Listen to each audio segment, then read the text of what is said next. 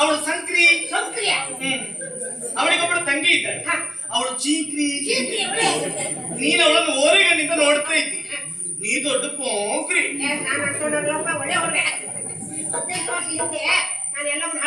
ಹೇಗೆ ಆವಾಗ ಹಾಡು ಕೇಳ್ತೀವಿ, ಬಾರಿ ವಿಶೇಷ ಉಂಟು. ಏನು ಕೇಳಿಲ್ಲ ಹುಟ್ಟಿ ಬಂದೆ ಎಲ್ಲಮ್ಮ ತಾಯೇ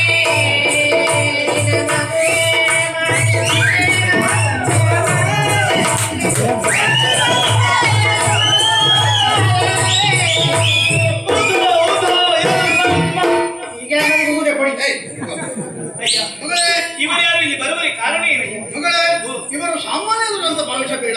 ಕಾಳಿಂಗರಾಯರು ಇಲ್ಲಿವರೆಗೆ ಬರುವರ ಉದ್ದೇಶ ಅವರ ಮಗನ ಸೇವೆ ಮಾಡುವುದಕ್ಕೆ ಒಂದು ಹೆಣ್ಣನ್ನು ಕಳೆಯಿಕೊಡು ಅಂತ ಕೇಳಿಕೊಂಡು ಸರಿ. ಅವರ ಮಾತಿಗೆ ಹೋಗುತ್ತಂತ ನಾನು ಅವರಿಂದ ಹಣವನ್ನು ಪಡೆದು ನಿನ್ನನ್ನು ಅವರಿಗೆ ಮಾಡಿದ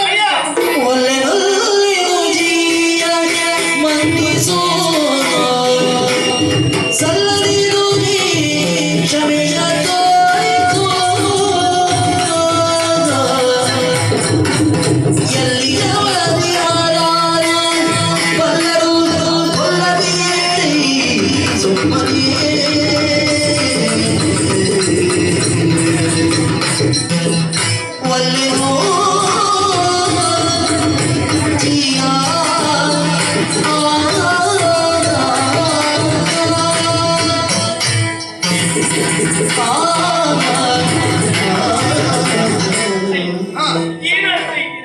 ನಾನು ಅವರ ಮನೆಯನ್ನು ಸೇರಬೇಕು. ಹೌದು. ಅವರ ಮಗನ ಸೇವೆಯನ್ನು ನಾನು ಮಾಡಬೇಕಿದೆ. ಅಯ್ಯ, ಹಾ. ಅವರು ಯಾರು, ಅವರ ಚಲನವಲನಗಳೇ, ಅವರ ಗುಣಧರ್ಮಗಳೇ ಎನ್ನುವುದನ್ನು ಅರಿಯದೇ ಹೇಳಿದ್ದಾರೆ. ಹಾ.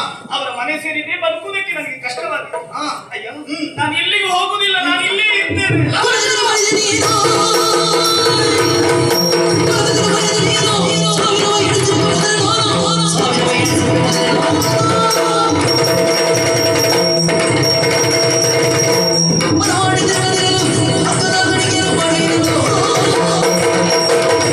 ಸಾಮಾನ್ಯ ಎಂತ ಮಾತು ಅಂತ ಆಡ್ತಾ ಇದ್ದೀಯ. ಇಲ್ಲದೆ ಹೋದರೆ ಎಲ್ಲೋ ಇರಬೇಕಂತ ನಿನ್ನನ್ನ ಎತ್ತಿ ತಂದವನ, ಉಡುವುದಕ್ಕೆ ತಿನ್ನುವುದಕ್ಕೆ ಕೊಡುವುದಕ್ಕೆ ಕೊಟ್ಟು ಇಷ್ಟು ಎತ್ತರಕ್ಕೆ ಬೆಳೆಸಿದವನ. ಇಂದು ನನ್ನ ಮಾತನ್ನು ಮೀರುವುದಕ್ಕೆ ಮುಂದಾಗ್ತಾ ಇದ್ದೀಯ. ಅವರಿಗೆ ಮಾತನ್ನ ಕೊಟ್ಟಿದ್ದೇನೆ, ಅವರಿಂದ ಹಣವನ್ನು ಪಡೆಯುತ್ತೇನೆ. ಕೊಟ್ಟ ಮಾತನ್ನು ಉಳಿಸಿಕೊಳ್ಳಬೇಕಾದದ್ದು ಕರ್ತವ್ಯವೂ ಹೌದು. ಹೋಗು. ಇಲ್ಲ, ಹೋಗು. ಇಲ್ಲ. ಲಾವಣ್ಯ, ಹಣ ಕೊಟ್ಟಿದ್ದೇವೆ, ಬರಬೇಕು, ಬರತಕ್ಕದ್ದು. ಬರುವಾಗ ಹೀಗೆಲ್ಲ ಬರುವುದು ಸರಿಯಲ್ಲ. ನೀನು ಬರುವುದು ಯಾರ ಮನೆಗೆ?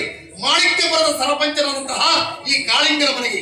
ನನ್ನ ಮನೆಗೆ ಬರುವಂತಹ ಸಂದರ್ಭದಲ್ಲಿ ಮನೆತನದ ಹೆಣ್ಣಾಗಿ ನೀನು ಬರಬೇಕು. ಯಾವ ಯಾವ ಆಭರಣಗಳು ಬೇಕು ಅದನ್ನೆಲ್ಲ ಧರಿಸಿಕೊಂಡೇ ಬರಬೇಕು.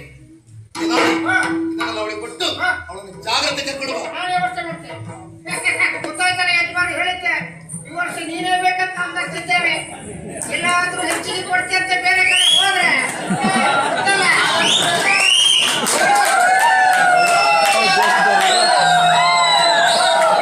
ಅವ್ರ ಆಶೀರ್ವಾದ ನನ್ನ ಆಶೀರ್ವಾದ ಯಾವತ್ತೂ ಉಂಟು.